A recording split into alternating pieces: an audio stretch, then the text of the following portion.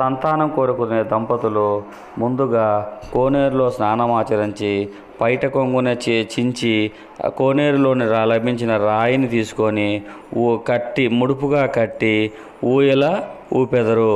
ఇలా చేయడం వల్ల ఖచ్చితంగా సంతానం కలుగుతుందనే నమ్మకం భక్తుల్లో ఉంటుంది. ఈ సంతానం కలిగిన వారు తిరిగి వచ్చి మొక్కులు చెల్లించుకుంటూ ఉంటారు. సంతానం కావాలనుకునే మహిళలు ఆలయం వద్ద గల కోనేరుల్లో స్నానమాచరించి